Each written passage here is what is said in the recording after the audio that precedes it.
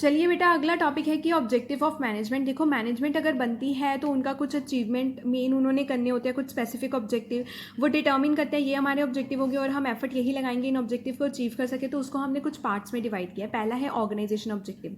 Management बेटा concern होती है कि कैसे डेवलपमेंट और प्रॉस्पेरिटी लानी है ऑर्गेनाइजेशन में। यही सिर्फ नहीं कि मैक्सिमम प्रॉफिट अर्न करना है, ये सिर्फ मैनेजमेंट का ऑब्जेक्टिव नहीं होता, पर बहुत सारे और ऑब्जेक्टिव होते हैं। सबसे पहला है सर्वाइवल।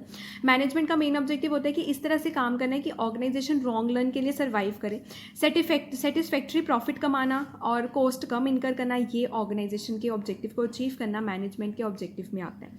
फिर मैनेजमेंट ये देखते हैं कि ग्रोथ और प्रोस्पेरिटी रहे, ऑलराउंड डेवलपमेंट हो ऑर्गेनाइजेशन की, सारे जो स्टेक होल्डर हैं वो खुश हो ऑर्गेनाइजेशन में, सेल्स बढ़े, ब्रांचेस बढ़े, प्रॉफिट बढ़े, एम्प्लॉयज़ बढ़े, सब जाने, बेटर क्वालिटी प्रोडक्ट बने, सब खुश हो। तो ग्रोथ और प्रोस्पेरिटी लाना मैनेजमेंट का नेक्स्ट ऑब्जेक्टिव होता है। मैक्सिमम प्रॉफिट और मिनिमम कॉस्ट, ये तो आप क्लियर ही है, यहाँ पे मैनेजमेंट का एम होता है प्रॉफिट जमाना, ज़्यादा कमाना, टाइम कम लगाना, ऑप्टिमम यूटिलाइजेशन ऑफ रिसोर्सेज करना, रेवेन्यू ज़्यादा अर्न करना और मिनिमम कॉस्ट इनकर करना।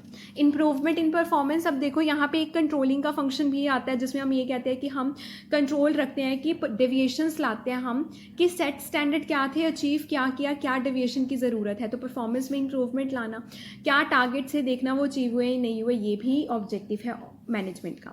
मार्केट शेयर को इंक्रीज करना, इस तरह से स्ट्रेटजी अपनाना कि better quality product appropriate price पे मिल सके, लोग ज़्यादा से ज़्यादा आपके प्रोडक्ट को प्रेफर करें, प्रॉफिट इंक्रीज हो ऑर्गेनाइजेशन के, अल्टीमेटली आपका मार्केट में मोनोपोली क्रिएट हो सके, मार्केट शेयर बढ़ सके, ये भी मैनेजमेंट का ऑब्जेक्टिव होता है। और लास्ट, ऑर्गेनाइजेशन के पॉइंट ऑफ व्यू से मैनेजमेंट का ऑब्जेक्टिव होता है time to time R&D, research और डेवलपमेंट करना, फर्दर न्यू और बेटर क्वालिटी प्रोडक्ट बनाना, ऐसे न्यू मेथड डेवलप करना कि कैसे प्रोडक्ट को बनाया जा सकता है। तो ये सारी चीज़ें ऑर्गेनाइजेशन ऑब्जेक्टिव के अंदर आती हैं।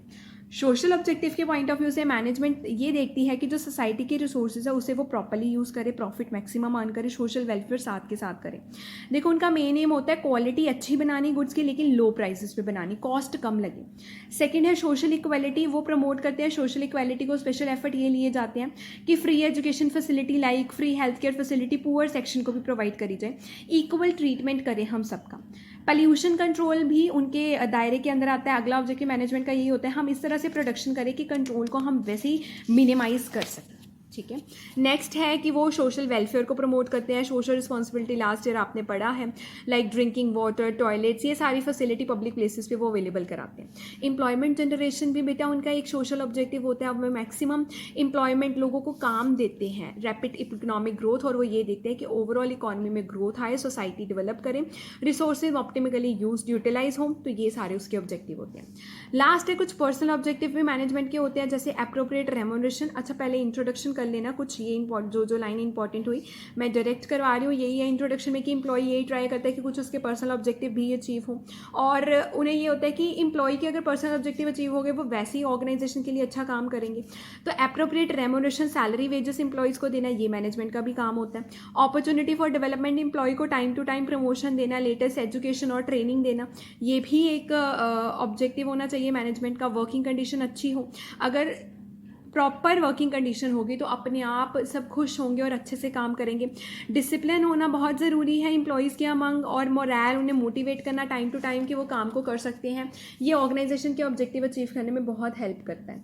रिकॉग्निशन, अगर कोई एम्प्लॉय अच्छा काम करे उसे रिकॉग्नाइज करो, एप्रिसिएशन सर्टिफिकेट दो, फाइनेंशियल इंसेंटिव दो, प्रमोशन दो, ये नहीं कि उसको अगर उसने कुछ अच्छा किया तो उससे ज़्यादा मोटिवेट मत करो।